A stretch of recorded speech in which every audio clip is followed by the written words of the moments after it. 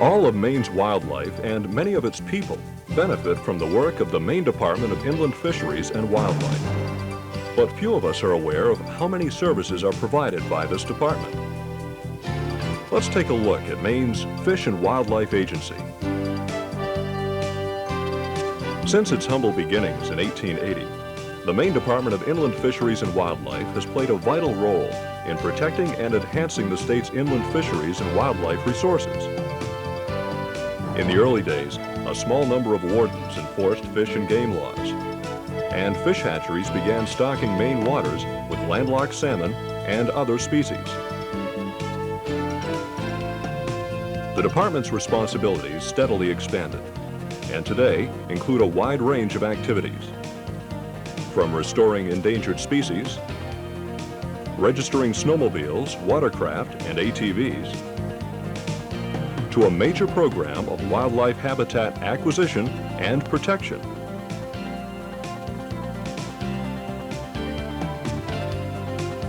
The department is supervised by a commissioner appointed by the governor and a deputy commissioner. A 10-member Citizen Advisory Council, also appointed by the governor, advises the commissioner regarding department administration and assists in formulating regulations. Members of the council represent different sections of the state. Other advisory boards provide public input on waterfowl, non-game wildlife, and Atlantic salmon. The general public is also involved in decisions on new rules and regulations through participation in public hearings. Historically, most of the department's funding came from the sale of hunting and fishing licenses. But in July of 1990, most funding was shifted from these dedicated revenues to the state's general fund. These monies appropriated to the department by the legislature must at least equal the revenue from the department's licenses and other fees. Ultimately, the sportsman provides the lion's share of the department's budget. Funding continues to be supplemented with federal monies from excise taxes on fishing tackle, firearms, and ammunition. The department is divided into 3 bureaus: Resource Management, Warden Service, and Administrative Services. The Bureau of Resource Management consists of the Division of Fisheries and Hatcheries, the Division of Wildlife, and the Environmental Services and Computer Services sections. The Division of Fisheries and Hatcheries manages the state's inland fishery resources. Regional fisheries biologists survey Maine waters and conduct management programs designed to maintain a variety of fishing opportunities throughout the state. Anglers are censused to monitor changes in fishing pressure and approximate numbers of fish caught annually. Fish taken by anglers are examined for age, growth, and health factors. Many of Maine's anglers also maintain creel census cards and angler diaries. Without their help, it would be nearly impossible to collect information vital to maintaining desired populations of fish. Trap nets are often used to capture fish for examination. Workers measure length and weight and sample a scale to determine the age of the fish. Unharmed, the fish are then released.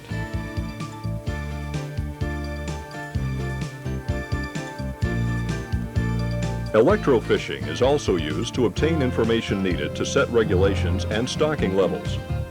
A mild shock temporarily stuns the fish within the electrical field. The biologists count, mark, and release the fish to estimate how many occupy a particular site. Every year, crews tag or fin clip thousands of fish to be stocked in Maine waters.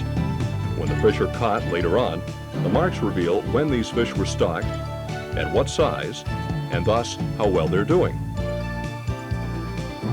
Between 1 and 1.5 million fish are stocked annually in close to 700 waters statewide.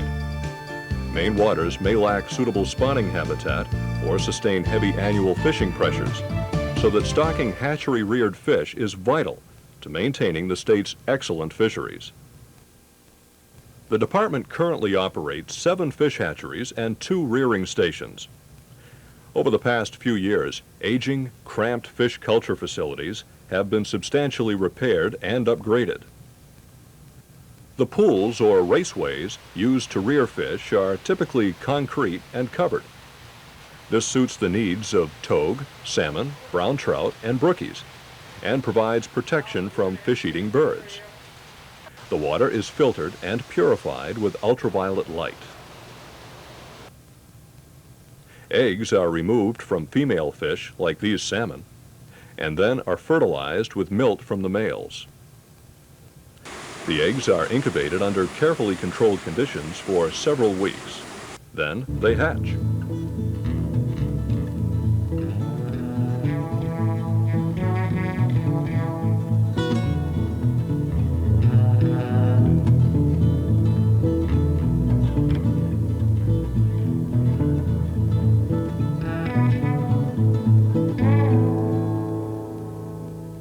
When the fry are large enough, they're moved to outdoor pools and fed a nutritious pelleted diet.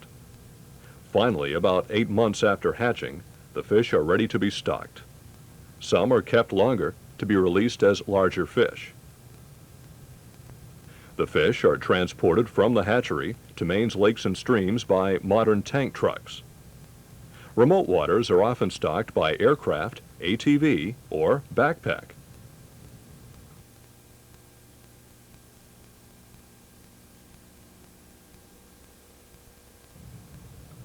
Water quality is also monitored to determine a lake's capacity to support fish.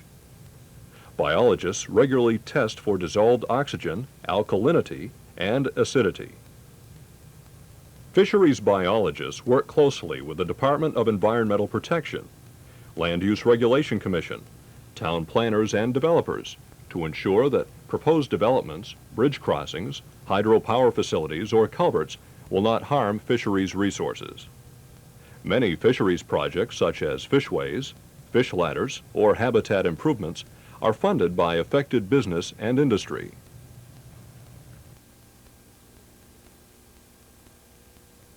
Wardens are probably the department's most familiar representatives statewide. Wardens patrol Maine's streams, lakes, and forests in all seasons, keeping up with hunters, trappers, and fishermen in all areas of the state. They enforce snowmobile, boating, and ATV laws, particularly those concerning safety, registration, and drunk driving, and pass along information and answer the public's questions about the variety of outdoor recreation available in Maine. Really? Investigating hunting incidents is another responsibility of the game warden. Because of hunter safety programs and laws, such as the one requiring hunters to wear fluorescent orange clothing, the number of incidents has declined dramatically over the last 2 decades. Hunting is safer today than it has ever been in our history. In addition, the Maine Warden Service is responsible for conducting searches for lost persons. They have a highly trained search and rescue unit, which includes a diving team. The service also operates its own fixed-wing aircraft.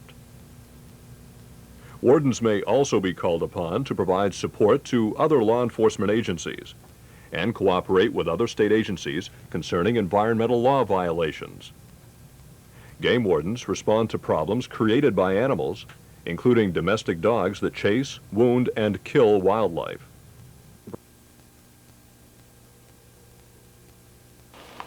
Poachers often go about their business at night. But long hours of surveillance by wardens often result in their arrest, jail time, and stiff fines. Advanced technology developed by the Maine Warden Service enables wardens to distinguish between types of game and domestic meat, helping them to enforce state and federal fish and wildlife laws.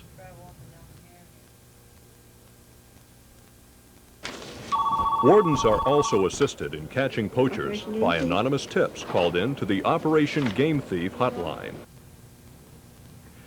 Game wardens are on the go all the time. Get to know them. One of our most industrious wildlife species is the beaver. When a beaver dam floods a road, pasture, or valuable woodlot, the dam may have to be removed.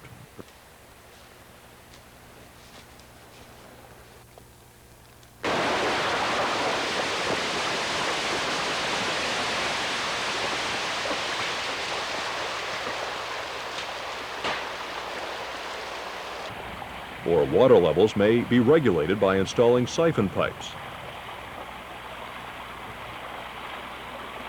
If the animals persist, they may be moved to where their work would be valuable in creating a marsh or small pond. The department's Animal Damage Control Program assists game wardens and wildlife biologists in handling many kinds of wildlife complaints. Non-department trappers in this program are registered as ADC cooperators and report to a game warden or biologist. They must also work closely with farmers and landowners to help solve their nuisance wildlife problems. While beaver can be a problem, they also have been the most prominent fur bearer in Maine history. Trapping regulations are based on annual fur harvest records and habitat inventories conducted by regional biologists within the Wildlife Division, as well as recommendations from wardens, fisheries biologists, and trappers. Fur bearers are studied and managed by the department to maintain healthy populations, and most are in good shape. A few, such as the bobcat, have declined over the last 20 years, and as a result, the department has shortened bobcat seasons considerably in order to give this population a chance to rebound. On the other hand, Maine's newest predator, the coyote, is thriving in an environment with abundant prey and lower numbers of other directly competing predators. This adaptable animal has such reproductive resilience that relatively high hunting and trapping exploitation does not diminish its overall population. These newcomers have stirred up quite a controversy, and we're just beginning to understand the role of the coyote within Maine's ecological systems. The Any Deer hunting permit system was implemented several years ago to more effectively manage Maine's white-tailed deer population. Since conditions affecting the abundance of deer vary greatly across the state, 18 deer management districts have been established for managing the limited harvest of does and fawns by those with an Any Deer permit, while bucks may be hunted by anyone with a valid big game license. Annual Any Deer permit numbers for each district consider the severity of the previous winter, population trends, hunter success, and the condition of the animals.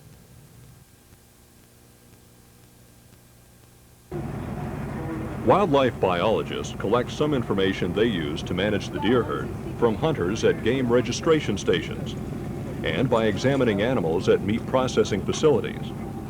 The age, size, and antler development of deer indicate the overall health of the herd.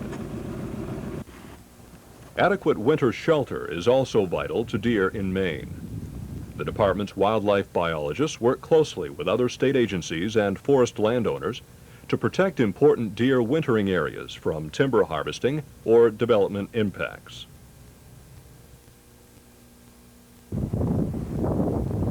Maine's moose population has been steadily increasing over the past 2 decades.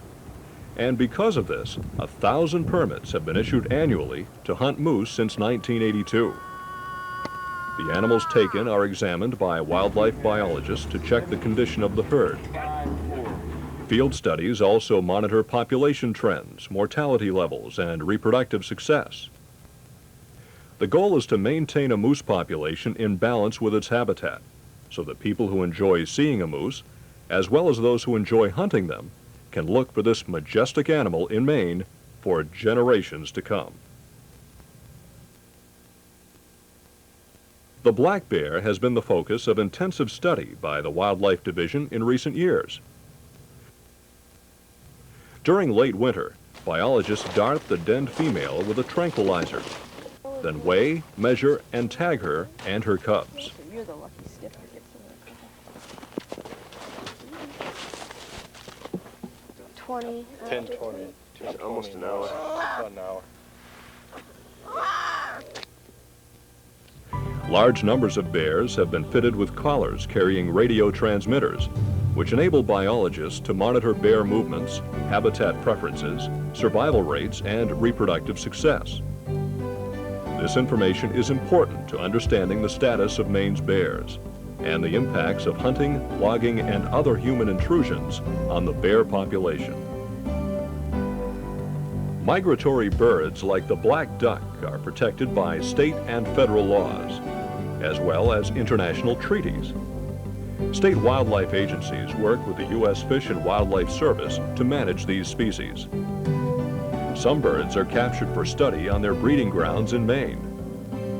A numbered band is placed on one leg and the bird is released. If it's recovered later, the band will yield the bird's age and migration patterns.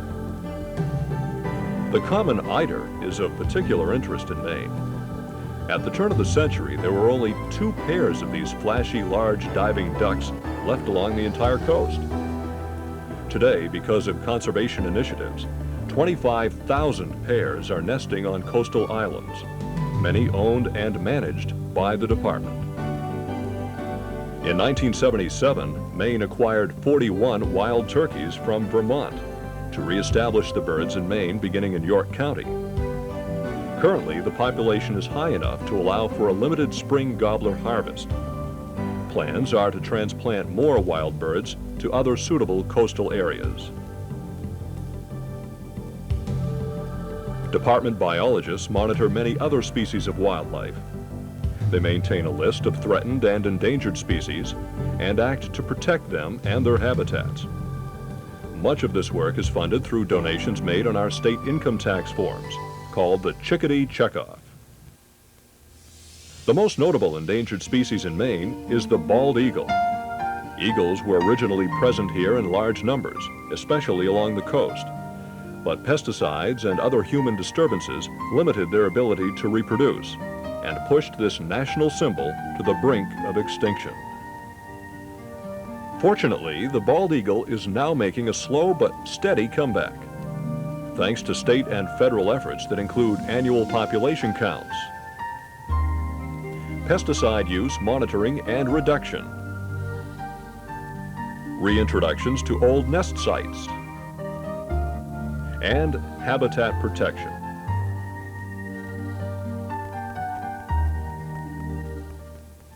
The peregrine falcon is another nationally endangered species making a comeback here.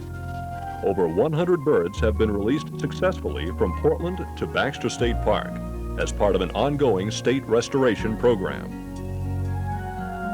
The endangered least tern, roseate tern, and piping plover are also being studied and managed to increase their populations. These beach nesting shorebirds have been seriously affected by the dramatic increase in shoreline use. Public ownership is the best assurance that Maine lands will be managed specifically for wildlife. The department currently owns some 65,000 acres of uplands and wetlands, plus over 280 seabird nesting islands. These wildlife management areas are home to an abundance of species, and although these lands are acquired primarily for wildlife habitat, they are open to the public for traditional outdoor recreation. In some wildlife management areas, small dams are installed that allow seasonal manipulation of water levels to enhance wetland productivity. Wild rice may be planted as additional waterfowl food. And nest boxes are installed to improve reproduction of wood ducks and other cavity nesters. Nearly 500,000 additional acres of Maine's public lands are managed for wildlife and habitat diversity with the assistance of a department biologist working within the State Bureau of Public Lands. The department's environmental coordinator reviews and comments on over 1,500 development proposals and permit applications a year in order to advise other regulatory agencies of possible impacts to fish and wildlife resources and protect sensitive and unique habitats. Regional biologists generally conduct field investigations at proposed development sites and forward their comments to the environmental coordinator. The State Endangered Species Act, Natural Resources Protection Act, and Comprehensive Growth Management Act provide additional means to protect wildlife habitat. The department's wildlife staff is mapping important habitats and working with other state and municipal officials to implement these laws. The result would be protection of endangered species habitats, bird nesting islands, shorebird, waterfowl, and wading bird habitat, deer wintering areas, and wetlands.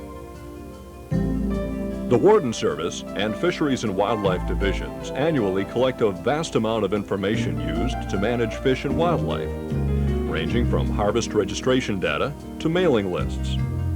It's the job of the department's Computer Services section to make all this information usable.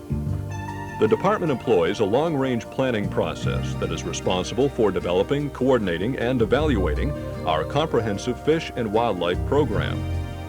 Volunteers participate in so-called working groups, generally composed of special interest groups, non-agency professionals, regional representatives, and the general public, who assist in the development of species plans, land acquisition, safety, and animal damage control programs.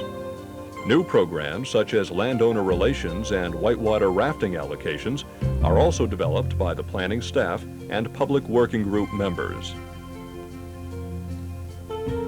The Bureau of Administrative Services handles the large assortment of licenses and permits issued by the department, as well as its finances, land acquisitions, and capital improvements. The Bureau's engineers supervise many small and medium-sized construction jobs each year. Some projects include installation of water control structures and wildlife habitat improvement projects at wildlife management areas, fish hatchery renovations, or construction of regional office and storage buildings.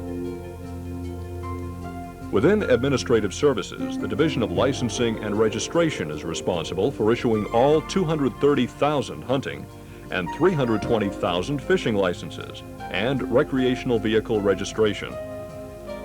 With approximately 110,000 boats, 60,000 snowmobiles, and 26,000 ATVs registered each year, some are bound to have accidents. A continuing priority of the department is reducing these accidents through safety programs. These popular courses, conducted by the Warden Service Safety Officer and trained volunteers, cover water safety, snowmobile safety, hunter and trapper education, and other outdoor activities. Despite increased participation in outdoor recreation, related accidents and fatalities continue to decrease. More than 1,600 volunteers around the state assist in the department's hunter education program.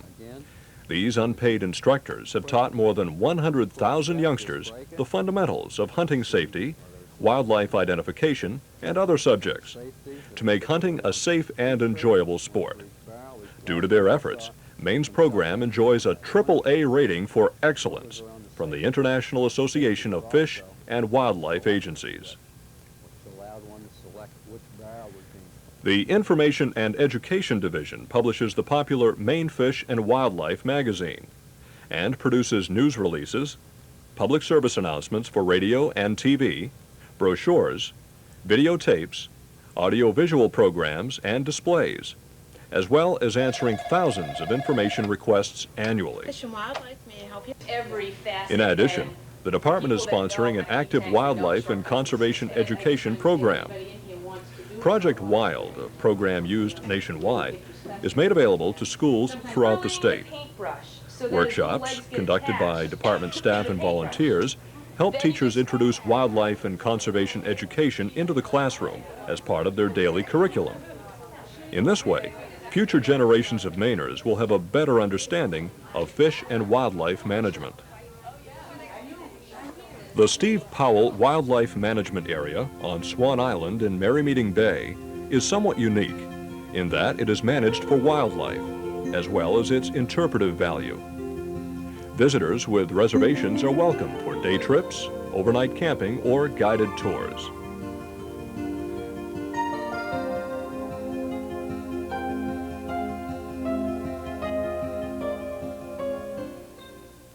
The Visitors Center in Gray is department land that's managed for public education.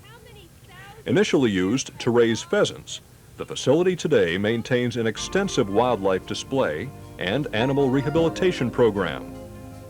A new interpretive building and a nature trail are enjoyed by over 60,000 visitors a year. Moose, bear, deer, and a host of other native Maine mammals and birds are on display. The Visitor Center is open to the public from April to November.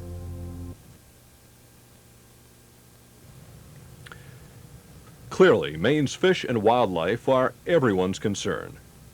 Their management and protection require a cooperative effort that involves all the department's 280 employees, those of other government agencies, and many members of the public. Your Fish and Wildlife Department, charged with the responsibility to preserve, protect, enhance, and encourage the wise use of Maine's unique and valuable inland fishery and wildlife resources.